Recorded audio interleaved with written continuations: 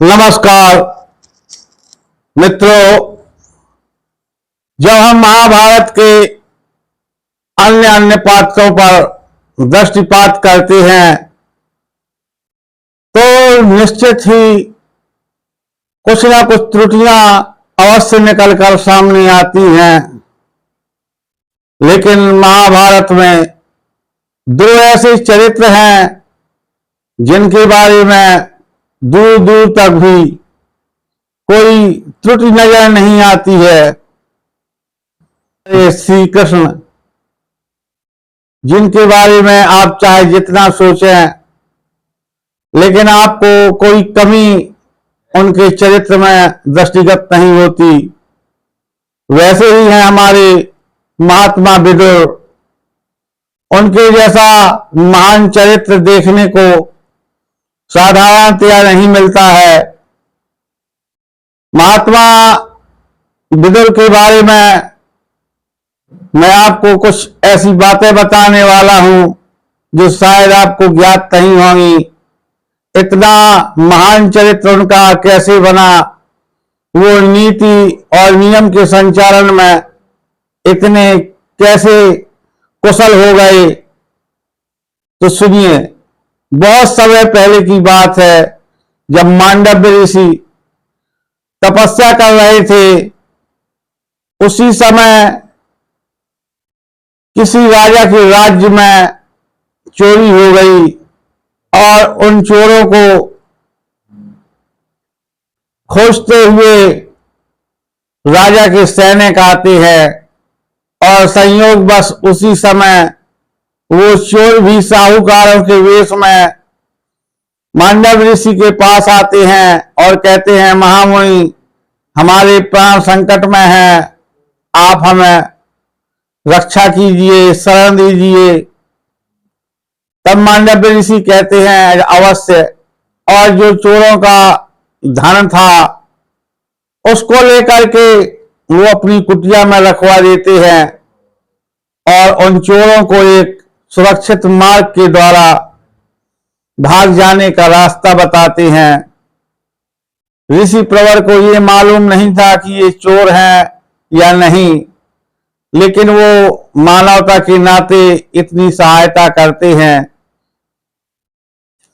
और ये सारा दृष्टांत देखते हैं राजा के सिपाही। और जब इस घटनाक्रम को देखते हैं तो वो निश्चय कर लेते हैं कि मांडव ऋषि ही इन चोरों की शरणदाता हैं और आकर के उनको बंदी बना लेते हैं। तब ऋषि कहते हैं, मेरा दोष क्या है? तब वो कहते हैं, जो अभी यहाँ चोर आए थे तो आपने उनकी सहायता की है। ऋषिवर कहते हैं, मैंने चोरों की सहायता नहीं की है, मैंने उस व्यापारियों की सहायता की है।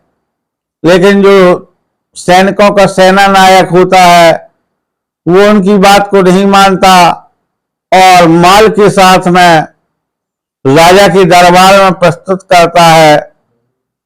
राजा कहते हैं, ये एक तपस्वी मुनि है, आप इनको क्यों पकड़ लाए? तब वो बताते हैं, महाराज, हमारे राज्य में जो चोरों की मंडली उपद्रव मचाई थी उन सबको ये ही शरण देते हैं। आज हमारी आंखों के सामने ही इन्होंने उन चोरों से सारा धन लेकर के उन्हें वहां से भागने का रास्ता बताया और जब हम इनके आश्रम में पहुंचे तब तक चोर जा चुके थे, लेकिन हमने इन्हें धन के साथ ही पकड़ लिया है और वो सारा धन दिखाते हैं। तब मांडव्य ऋषि से राजा कहते हैं, बताओ ये धन उन्हीं चोरों से तुमको प्राप्त हुआ या नहीं? तब मांडव्य ऋषि कहते हैं, मेरी समझ में तो वो व्यापारी थे और मैंने इसलिए उनकी मदद की क्योंकि आपके सैनिकों को उन्होंने चोर बतलाया था। तब राजा कहते हैं कि आपकी बात से ही आपका अपराध सिद्ध होता है। आपको किसी ऐसे कार्य में बीच में नहीं आना चाहिए जो राजकीय कार्य हो। और चूंकि राजदंड का विधान था तो कहते हैं कि महात्मा को सुबह होते ही सूली पर चढ़ा दिया जाए और उनको लेकर के उस सूली पर चढ़ाया जाता है। लेकिन मांडव ऋषि अपने योग के कारण उस सूली से बचे रहते हैं, जो 24 घंटे व्यतीत हो जाते हैं और सूली उनका जरा भी आहत नहीं कर पाती। तब ये चर्चा नगर में फैलने लगती है। नगर की उस चर्चा को सुन करके वहां सैनिक भी देखने आते हैं और उस चमत्कार के बारे में राजा को बताते हैं। तो राजा को बड़ा आश्चर्य होता है, क्या ऐसा हो सकता है, और वो वहां प्रार्थना करने लगता है, हे भगवान, मुझसे बड़ी भूल हो गई, मेरे अनजाने में किए गए अपराध को क्षमा करें। और वहां से वो बिना किसी वाहन के नंगे पैर ही मांडव्य ऋषि की उस सूली के पास पहुंचता है और चरणों में लेट करके त्राहिमाम त्राहिमाम कहते हुए वो महामुनि से प्रार्थना करता है। तब महामुनि कहते हैं, राजन, मैं आपके राज्य का एक नागरिक हूं और एक जिम्मेदार नागरिक होने के नाते मेरा कर्तव्य है राजाज्ञा का पालन। और अगर आपकी आज्ञा का पालन हो चुका हो तो आप मुझे आदेशित करें, मैं यहां से जाना चाहता हूं। तो राजा कहता है, मेरा बड़ा भाग्य होगा अगर आप मुझे कुछ सेवा का अवसर प्रदान करें, क्योंकि ये तो मुझसे अनजाने में ही सही लेकिन बहुत बड़ी भूल हो गई है। तब मांडव ऋषि कहते हैं, राजन, इसमें तुम्हारी कोई गलती नहीं है और इस समय आप मुझे जाने का आदेश करें, क्योंकि मैं आपका इस समय प्रजावासी हूं।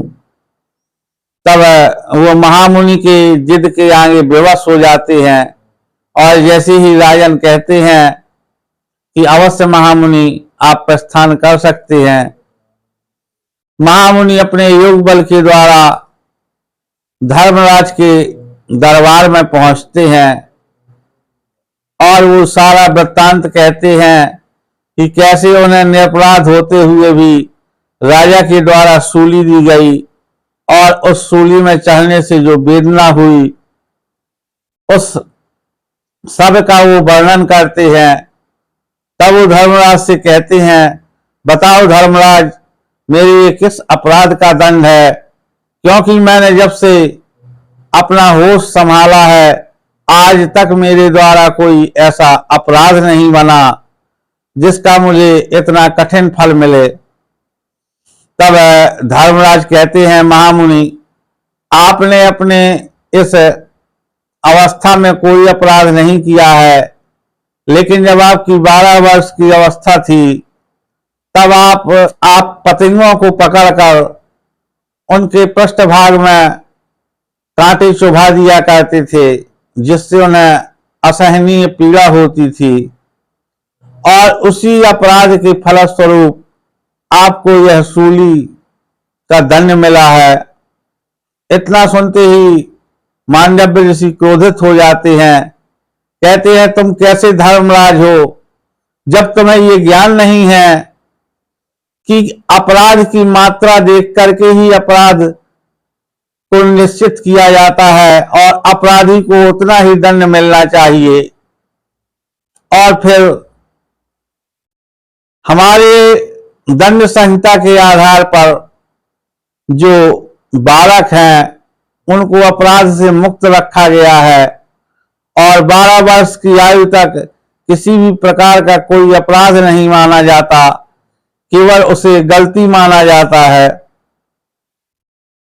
अब इतनी बात सुनकर धर्मराज निरुत्तर हो जाते हैं, लेकिन मुनि का क्रोध शांत नहीं होता।